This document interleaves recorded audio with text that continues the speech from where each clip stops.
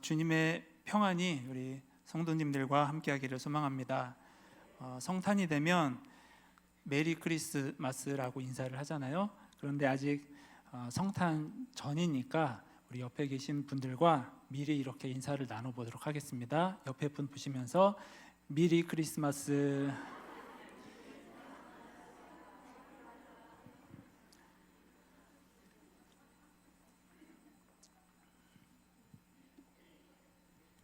오늘은 찬송가 545장 이 눈에 아무 증거 아니 배어도를 불렀습니다. 이 찬송가의 작사자는 미국 작은 시골 마을의 교회에서 목회를 하신 커싱 목사님이라는 분인데요. 이 목사님은 설교에 아주 은사가 많으셨다고 합니다. 그런데 목회를 시작하신 지 10년쯤 됐을 때 사모님이 그만 병에 걸리셨고, 그 후부터 목사님은 6년 동안 열심히 사모님을 간호하셨다고 합니다. 그러나 결국 사모님은 병을 이기지 못하고 돌아가시게 됐고, 6년 동안 목회와 병 간호를 힘들게 병행하시던 목사님도 건강 악화로 목소리를 잃어버리게 되었다고 합니다. 이렇게 설교가 불가능해지게 되면서 예전에 목회를 더 이상 하실 수 없게 됐습니다. 목사님은 하나님께 기도로 매달리셨다고 합니다.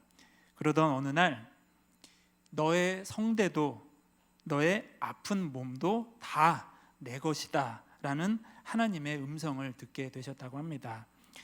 그 음성에 용기를 얻은 목사님은 그때부터 목소리로 전하던 설교를 그 다음부터는 글로 쓰기 시작하셨다고 하는데요.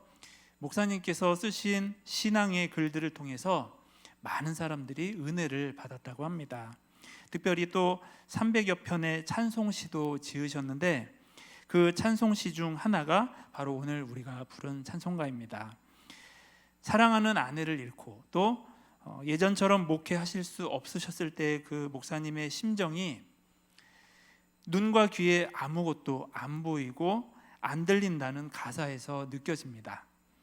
그러나 하나님을 믿고 약속의 말씀을 의지하며 계속해서 걸어가겠다는 다짐이 또 우리에게 도전이 된다고 생각되어집니다. 목소리를 잃었지만 대신 글로 사역을 이어가신 이 커싱 목사님의 이야기를 접하면서 제가 느꼈던 것이 있는데요. 그것은 하나의 문이 닫히면 또 다른 문이 열린다는 것이었습니다. 이러한 은혜가 우리 모두에게도 있기를 소망합니다. 커싱 목사님의 경우처럼 신앙생활을 하다 보면 뜻하지 않은 어려움을 당하는 분들을 보게 됩니다. 그럴 때 어떻게 위로를 드려야 하나 목회자로서 고심을 하게 되는데요. 그런데 막상 뵈면 오히려 제가 당황이 될 때가 있습니다. 표정도 밝으시고 목소리가 전혀 처지지 않으시는 분도 계십니다. 봉사도 변함없이 잘 감당을 하십니다. 그런 분들 앞에서는 정말 고개가 숙여집니다. 그런데 또 이런 경우도 있습니다. 크게 무슨 별일이 없으세요. 가정도 그만하면 화목하고 또 자녀들도 구김살 없이 잘 크고 있습니다. 신앙생활도 성실하게 잘 하십니다. 그런데 하나님을 제대로 믿고 싶다라고 말씀을 하십니다. 이때 저에게는 두 가지 생각이 듭니다. 하나는 참 겸손하시다라는 것이고요. 또 하나는 제가 봤을 때 저 정도면 충분하신 것 같은데 아직 내가 하나님께 부족하다고 여기시나? 그러면 신앙생활이 좀 힘들지 않으실까라는 생각입니다. 그래서 만약에 이런 마음으로 신앙생활을 하시는 분이 계시다면 어떻게 도와드릴 수 있을까라는 생각을 하면서 오늘 설교를 준비해 봤습니다. 사실 눈에 보이는 문제들의 시작은 눈에 보이지 않는 작은 생각에서부터 시작될 때가 많죠. 이것을 신앙생활에 접목시켜 본다면 나에게 하나님은 어떤 분이냐, 하나님을 어떤 분으로 알고 있느냐가 신앙생활의 모습을 결정한다고도 볼 수 있겠습니다. 오늘 우리가 읽은 시편 139편에는 다윗이 고백하는 하나님이 나오는데요, 다윗이 고백하는 그 하나님과 내가 아는 하나님을 비교해보고 유익이 되는 점이 있으셨으면 좋겠습니다. 그러면 다윗이 하나님을 어떻게 고백하는지 우리 세 가지로 살펴보도록 하겠습니다. 우리 먼저 첫 번째로 본문 8절 말씀을 함께 읽겠습니다. 시작. 내가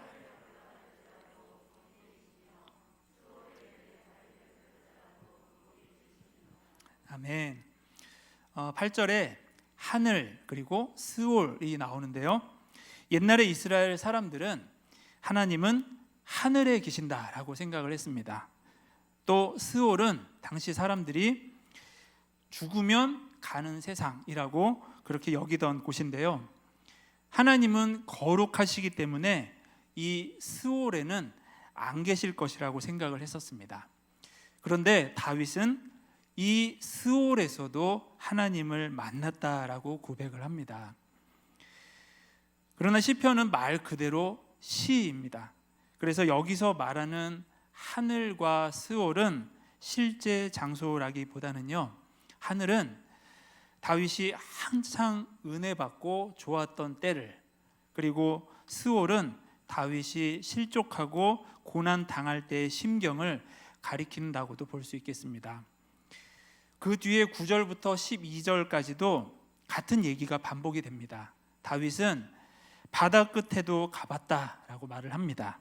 바다 끝은 당시에 사람들이 생각하던 세상의 끝입니다. 그래서 거기에 가면 살아 돌아올 수 없는 두려운 무서운 곳이었습니다. 그러므로 바다 끝에 가봤다라고 하는 것은 다윗이 극심한 두려움에 사로잡혀 있던 때를 가리킨다고 볼 수 있습니다.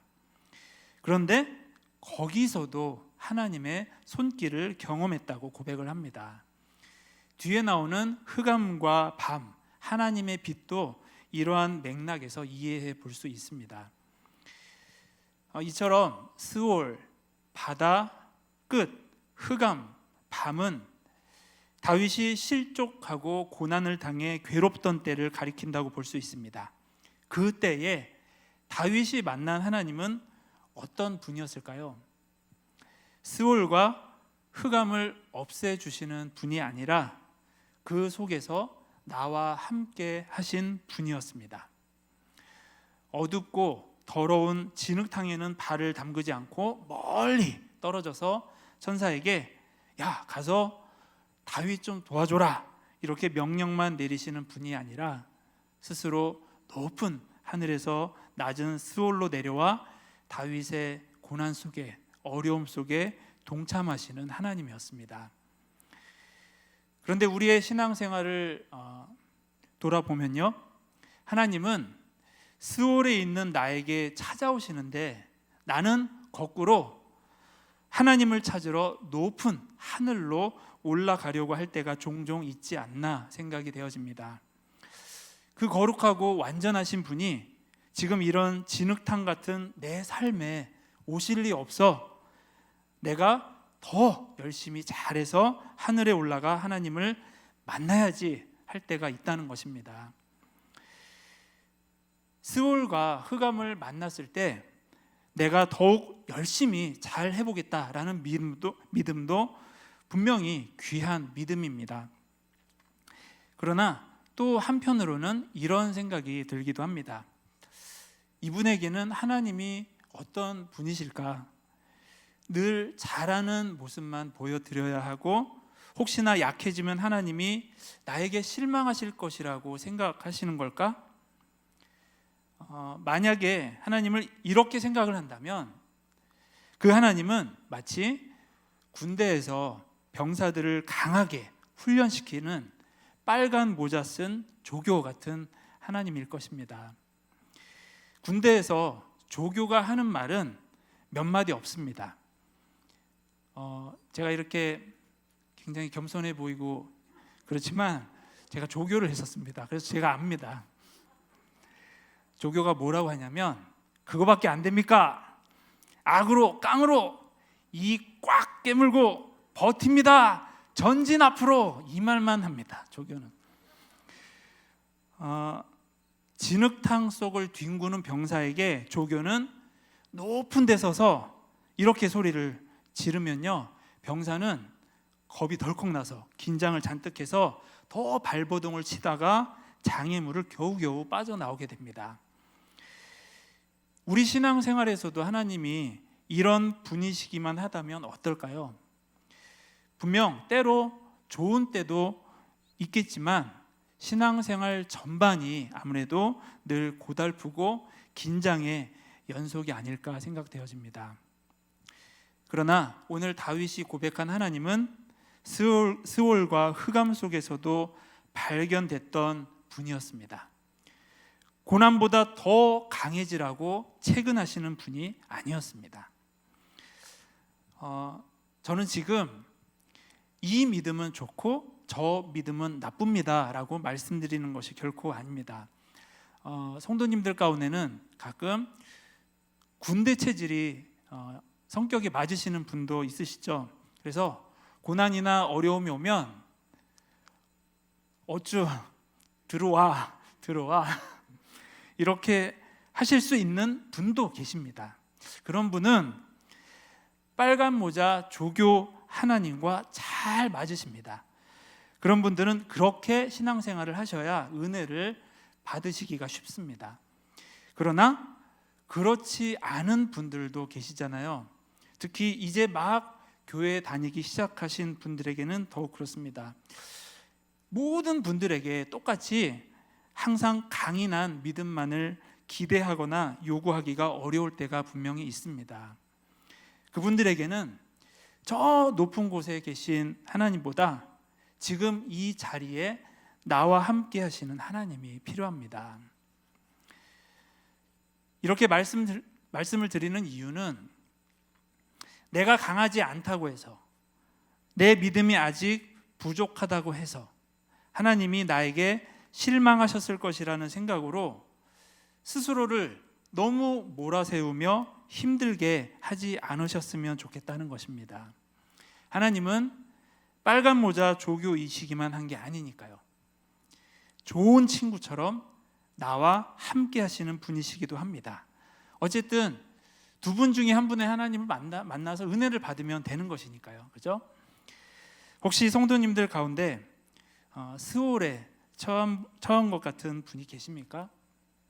강한 믿음을 구하시기 바랍니다.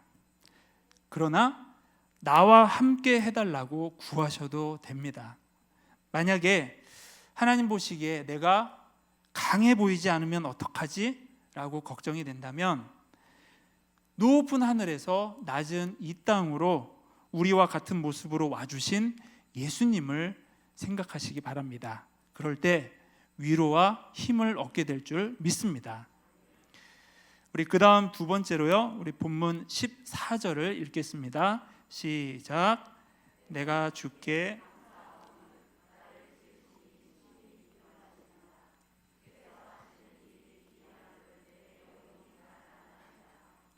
아멘.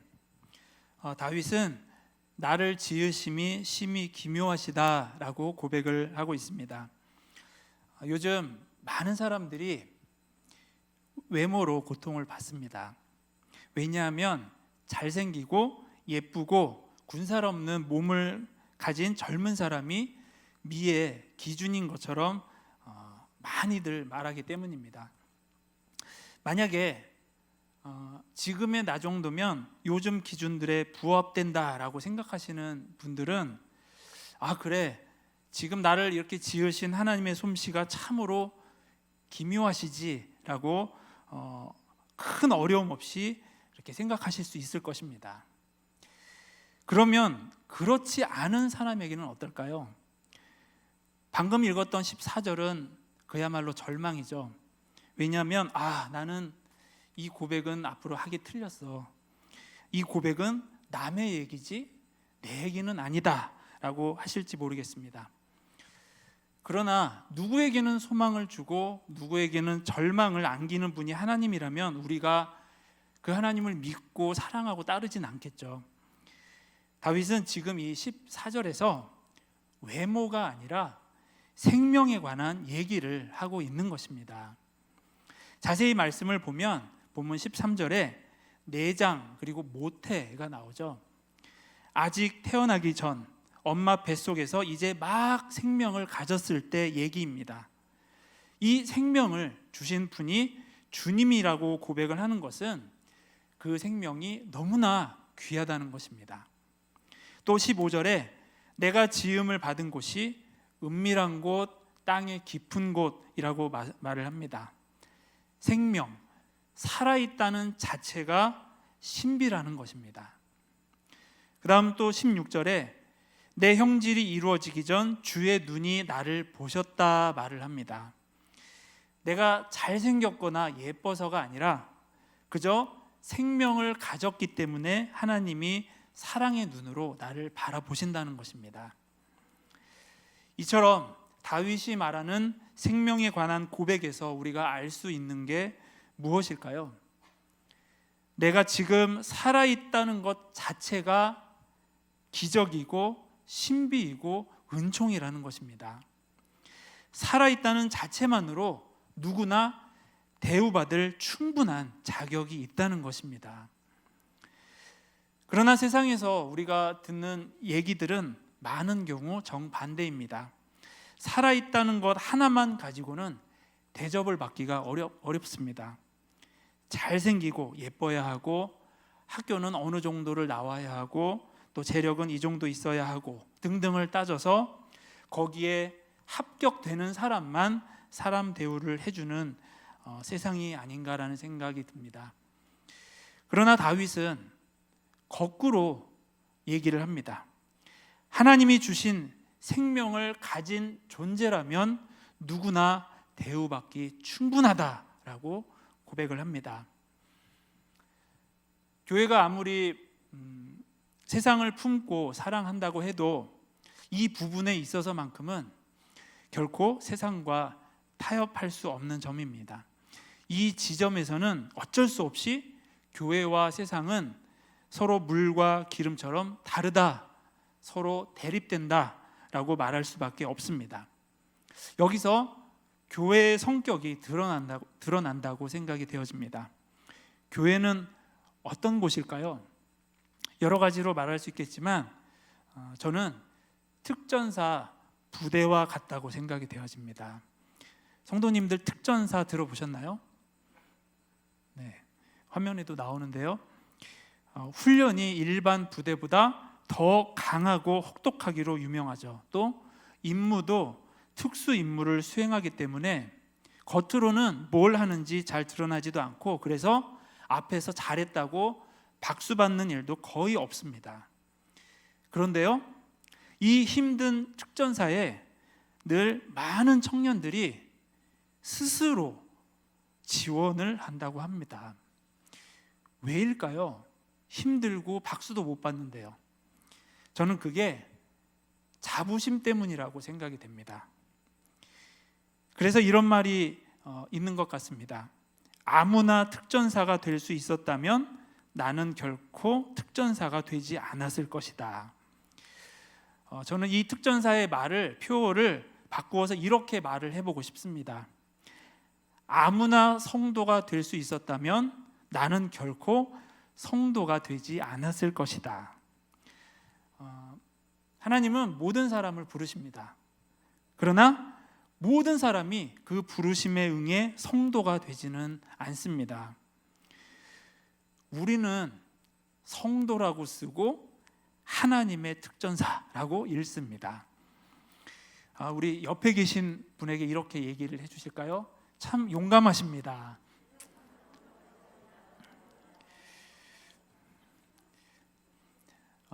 하나님의 특전사로서 성도인 우리가 세상 속에서 수행해야 할 임무가 무엇일까요? 생명 자체만으로 귀하다는 하나님의 가치를 지키는 것입니다. 성도로서 가져야 할 하나님의 마음이 무엇일까요? 공중의 새 한 마리도 내일 아궁이에 던져질 들풀도 아끼시는 마음입니다. 누구에게도 무엇에게도 함부로 대하지 않고 소홀히 대하지 않도록 노력하는 것이 바로 성도인 우리가 가질 수 있는 하나님이 주시는 자부심인 것입니다. 이러한 자부심이라면 특별히 병석에 계신 분이라도 얼마든지 가지실 수 있습니다. 비록 내가 지금 몸이 아프고 약하지만 하나님이 지금 내게 주신 이 생명을 돌보기 위해서 하루 세끼 밥을 꼬박꼬박 잘 챙겨 먹고 정해진 시간에 약을 잘 챙겨서 드신다면 그게 바로 하나님이 주신 이 내 생명을 귀하게 여기라는 하나님의 임무를 충성되게 수행하시는 것입니다. 아무쪼록 우리 모두가 우리 삶의 가장 기본이 되는 이 생명을 주신 하나님께 늘 찬송드리기를 원합니다. 또한 생명을 아끼고 돌보는 임무를 가진 성도로서의 자부심을 품고 충성되게 그 임무를 수행하는 우리 모두가 되기를 소망합니다. 우리 마지막으로 세 번째 17절 말씀을 읽겠습니다. 시작. 하나님이여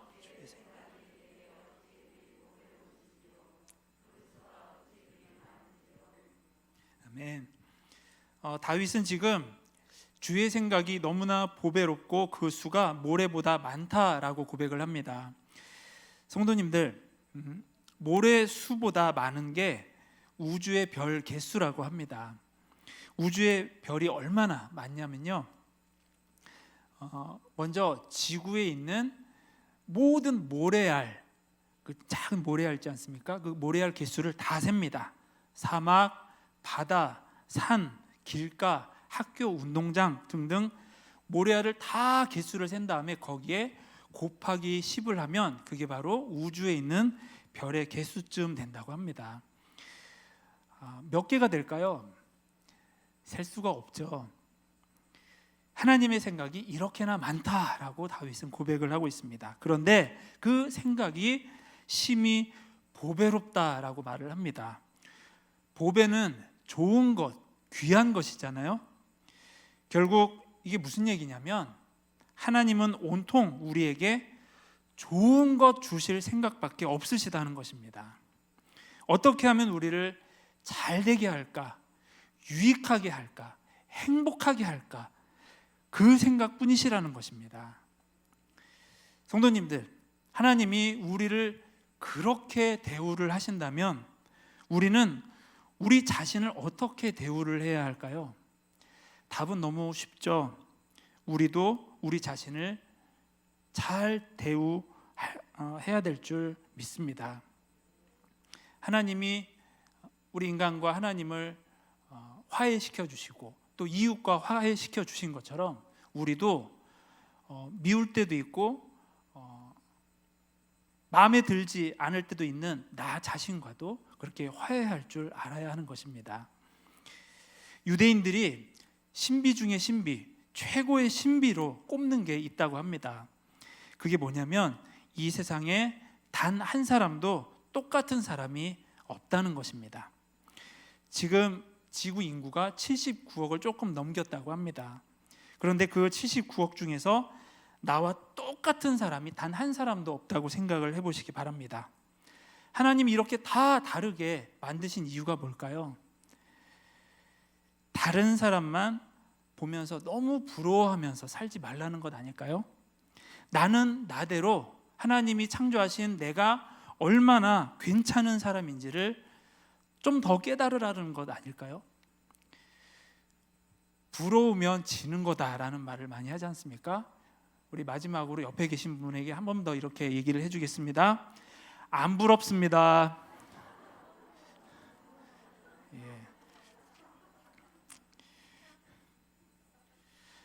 다윗은 우리를 향하신 하나님의 생각이 하늘의 별처럼 무수히 많고 보배로우시다 고백을 합니다. 하나님이 우리를 그토록 귀하게 여기십니다.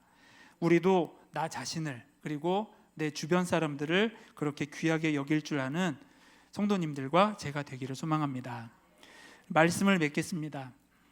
오늘 시편 139편 말씀을 통해서 다윗이 고백하는 하나님이 어떤 분인지를 세 가지로 함께 살펴봤습니다. 다시 정리를 해보면요, 첫째, 고난 앞에서 하나님은 강한 믿음을 주시는 분이기도 하지만 나와 함께 하시는 분이기도 하다는 것입니다. 내가 때론 약할 수도 있지만 하나님은 여전히 그런 나와 함께 하시는 분이십니다. 두 번째로, 하나님은 세상에서 그 무엇과도 바꿀 수 없는 그 귀한 생명을 은총으로 내게 주신 분이라는 것입니다. 그 생명을 돌보는 성도로서의 임무를 수행한다는 자부심을 우리 모두가 좀 더 갖기를 원합니다. 셋째, 우리를 향한 하나님의 생각은 온통 우리가 잘 되기만을 바라신다는 것입니다. 그렇게 우리를 사랑하시는 분을 우리가 섬긴다면 우리도 우리 스스로를 사랑할 줄 알아야 된다는 것입니다.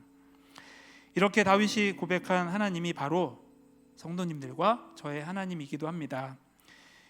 비록 내 눈에 보이는 증거가 없고 내 귀에 들리는 음성이 없다 할지라도 그 좋으신 하나님이 나의 하나님이라고 선포하며 이 믿음의 길을 씩씩하게 걸어가실 수 있는 성도님들과 제가 되기를 소망합니다. 기도하시겠습니다. 하나님, 내 앞에 문이 닫혔다고 생각되는 성도님 계시다면 또 다른 문을 열어 주시옵소서. 또 세상의 눈으로 보면 내가 아무것도 아닌 것 같지만 하나님의 눈으로 보면 귀하고 존귀하고 하나님께 사랑받는 자녀, 성도라는 자부심으로 이 믿음의 길을 잘 걸어갈 수 있도록 도와주시옵소서. 그렇게 하실 하나님 감사드리며 예수님의 이름으로 기도하였습니다. 아멘.